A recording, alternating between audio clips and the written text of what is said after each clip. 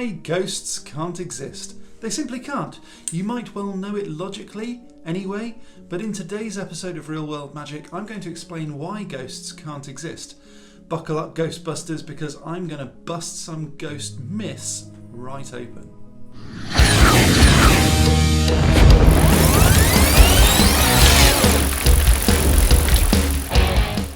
Okay, so if you've been on this channel before, you'll probably have seen some of my other videos where I explain how to get real magical powers and stuff like this video up here. And that's all good stuff, using science and physics to get the effect of real magic. But in this video, I'm going to explain why ghosts cannot exist. And it's actually fairly simple. To start to explain why ghosts just can't exist, we need to get into what ghosts are and why I believe they can't exist. Let's start with defining what a ghost is, and there's actually a number of different theories out there about what a ghost is, and so to give ghosts as fair a chance as I can to actually exist, I'll list all of the possible definitions that I can think of and explain why each and every one of them cannot be real. Theory number 1. Ghosts are dead people's souls. Nice. So probably the most common thought here is that ghosts are the souls of the dearly departed that still roam the earth due to having unfinished business here on earth. I wrote a book some time ago called The Skeptical Ghost Hunter. It's out of print at the time of filming, but I'm going to link it down in the description when it's released again. And I'm hoping that'll probably be by Christmas 2020. Now, in my book, I talked about how ghost hunters usually operate in the dark, and I ask the pretty logical question, if ghosts exist, why do they need the light off? The reason I ask that question is because, and I don't know about you, when I turn off the light, it's usually because I want to go to sleep, not because I want to have a conversation and talk to people. So why would ghosts, the spirits of the dead, want the light off to communicate? It seems pretty balmy to me. Wouldn't ghost activity be most prevalent at around midday, when the living would have lunch, rather than midnight, which is spooky but a bit impractical? Surely the spirits would follow a similar pattern of behaviour. This sort of pattern of behaviour has been ingrained during their life, and I imagine that if it is the spirit of the dead, that pattern would probably continue on into their death. Theory number 2. Okay, so what about a time slip? For this, I'm going to need a prop. Handy.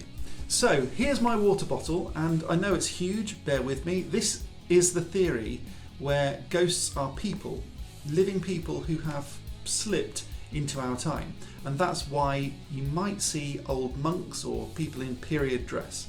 Now, this is fairly compelling as an argument, the time slip, until you start applying some very basic knowledge of science, and it goes like this. So let's say this water bottle, I know it's huge, I know. Let's say that this water bottle is the Earth. I know it's not a sphere, but it'll work anyway. Now, a ghost on this side of the Earth will be on this side of the Earth in around 12 hours' time. But more importantly, the Earth is also moving around the Sun, and the Sun is moving around Arcturus Major, the black hole at the centre of the Milky Way galaxy.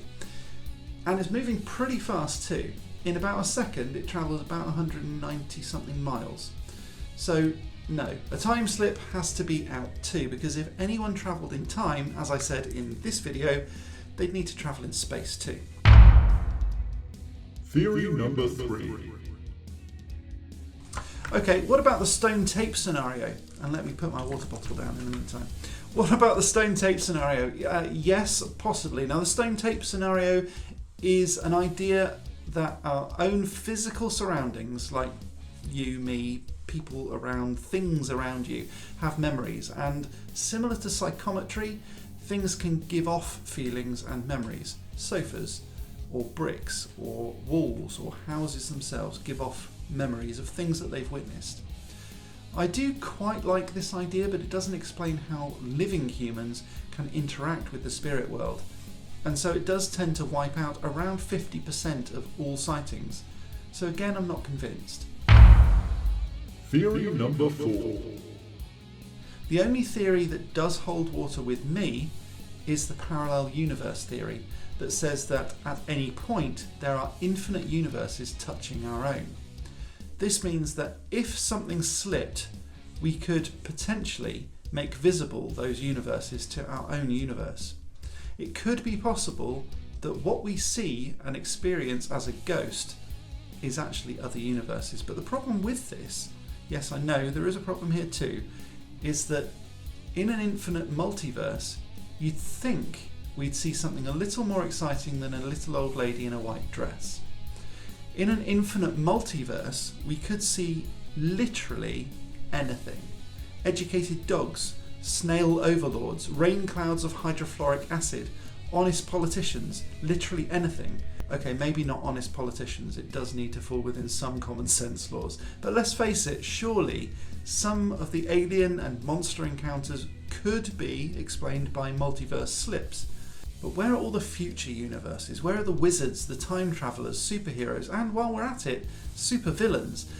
In an infinite multiverse, ghosts would just be boring.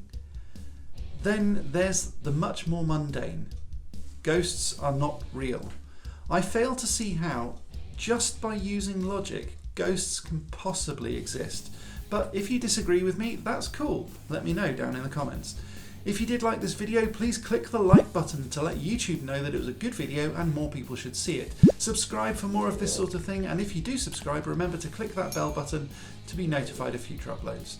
I've got a whole bunch of awesome stuff like this exclusively for patrons on Patreon, and some great merch for sale on my website, and all of the links are down in the description as well. If you wanted to buy me a one-off beer to say thanks for this video, that'd be cool. Visit paypal.me/realworldmagic and I'll love you forever. These awesome people are my patrons and I love them dearly. They help me out every single month and give me great ideas for tutorials, makes and videos like this one. And to become one of these marvellous people, head on over to Patreon and sign up from as little as $3 a month. That's it for this video. Thanks very much for watching. I'll be back with a live stream at 7 PM UK time tonight. But until then, as always, Very magical. Please subscribe to Real World Magic. While you're there, click the bell button to be notified of future uploads, and have a look at all of my social stuff. Remember to donate on Patreon if you really liked it, and I'll see you again next week.